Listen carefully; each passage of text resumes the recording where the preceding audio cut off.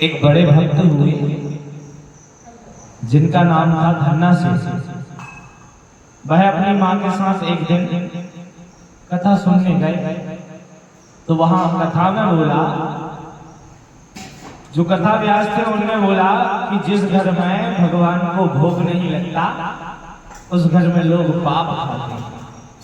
तो वह अपनी माँ के साथ वापस आए और घर में आकर कहा कि माँ, अपने घर में तो भगवान ही नहीं है, तो अपन तो पाप खा रहे हैं, अब बताओ माँ कैसे क्या होगा।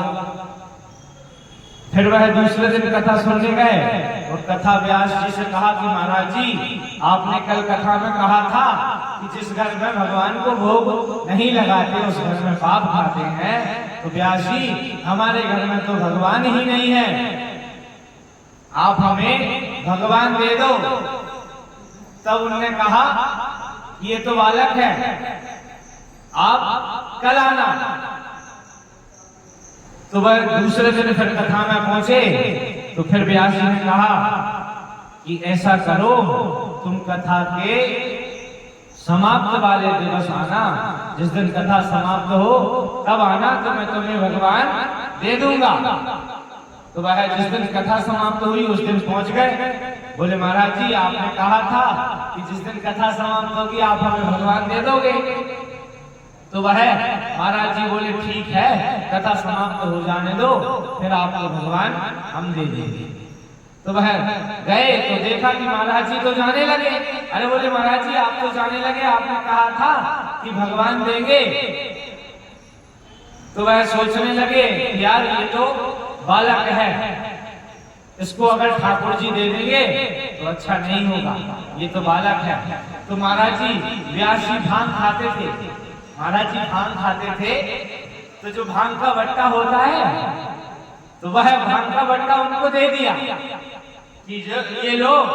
तो वह इतने प्रसन्न हुए कि भैया हमें तो ठाकुर जी मिल गए, मानो ठाकुर जी मिल गए। उस भांग के बट्टे को देखकर वो बहुत प्रसन्न हुए कि हमें तो ठाकुर जी मिल गए। तो वह अपने घर गए, घर जाकर उनसे पूछा, व्यास जी से पूछा कि इनकी सेवा कैसे करें, इनकी भक्ति कैसे करें। तो उन्होंने बताया कि भगवान को पहले आप नहा लो, फिर भगवान को नहला दो, फिर भगवान को पवा दो, फिर आप पालो। तो भैया पहले दिन जब भगवान को भोग लगाया तो वो तो गरीब थे, तो भगवान को भोग लगा तो उनके घर में जवारे की रोटी बना रही थी उसकी माँ। दो रोटी बनती थी, एक भगवान के पास जाकर रख दी। तो भगवान से कहा कि आओ भगवान, पाओ भगवान, तो भगवान नहीं आए। दूसरे दिन फिर भोग लगाया, फिर भगवान से कहा कि आओ भगवान, पाओ भगवान। तीसरे दिन फिर भोग लगाया तो फिर भगवान से कहा कि भगवान हम तो गरीब हैं, हमारे घर में वो पंडित जी जैसे पंडित जी के घर आते थे, आप उनके घर तो पूड़ी थी, मालपुआ था, खीर था, हमारे घर तो हम तो गरीब हैं, तो हमारे घर पूड़ी ये है, जवारे की रोटी है महाराज जी। तो भगवान तब भी नहीं आए।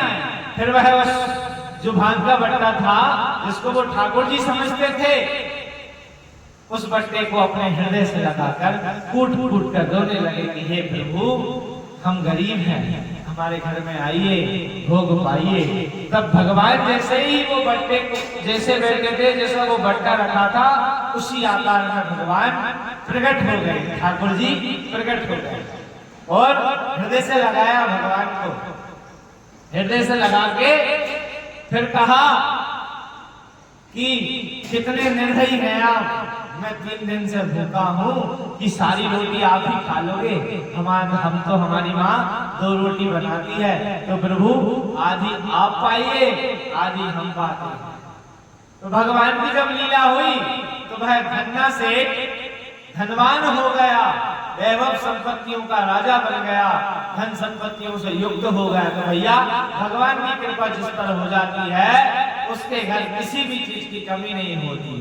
तो जा पर कृपा राम की होई, ता पर कृपा करे सब कोई। बोलो सीताराम।